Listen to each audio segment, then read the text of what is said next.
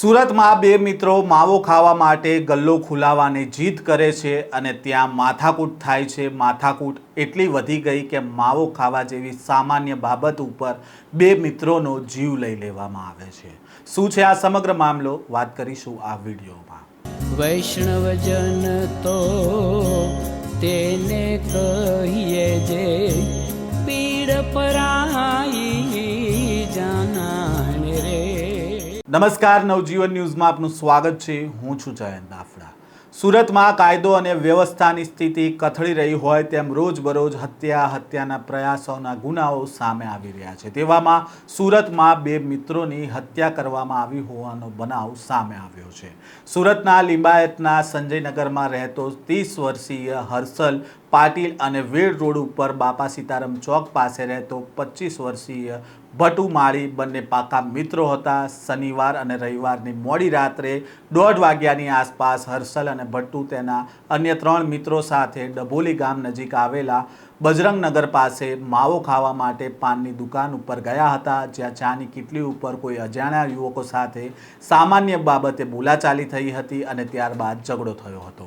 આ સામાન્ય ઝઘડો જોતજોતમાં ઉગ્ર બની ગયો હતો અને આ સમયે ગલ્લા પર કેરમ રમી રહેલા કેટલાક લોકો ચપ્પુથી આ બંને યુવાનોને ઘા મારી દે છે, જેમાં બંને મિત્રોનું मौत થયું છે। पहला तो आ मामला ने लईने શું કહી રહ્યા છે सूरत पुलिसना अधिकारी, तेमने सांभळीए।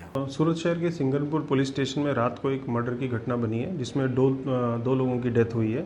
इसमें मरण जनार है, उसका नाम भाटू माली और हर्षल पाटिल है। ये दोनों महाराष्ट्र के रहने वाले हैं, परप्रांतीय हैं।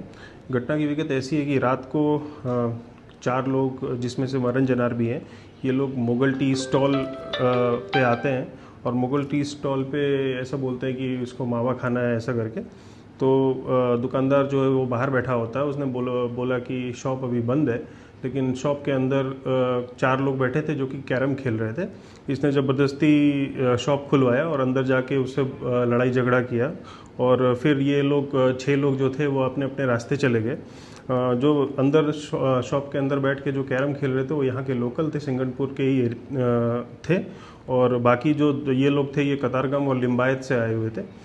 ये वापस जाते हैं और रांदेर के विस्तार में जाके वहाँ से चाकू लेके आते हैं और इन 4 लोगों के से लड़ाई करने का प्रयास करते हैं।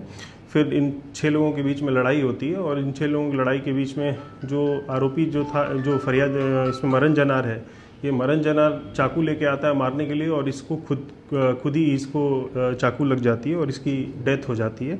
दूसरा जो आदमी है उसकी भी सारवार के दौरान डेथ होती है। टोटल 2 लोगों की मरने की खबर है।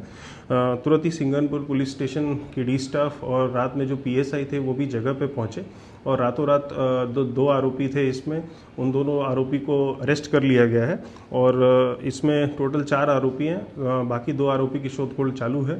क्राइम ब्रांच की टीम और लोकल डी स्टाफ और LCB की टीम इसमें लगी हुई है और जल्दी से जल्दी हम बाकी 2 आरोपी को भी लेके आएंगे। इसमें मर्डर का ऑफेंस हमने BNS की धारा 103(1) के तहत इसमें फरियाद दाखिल किया है और आगे कार्रवाई हम कर रहे हैं। सर, आरोपी और मंडार का कोई गुना इतिहास?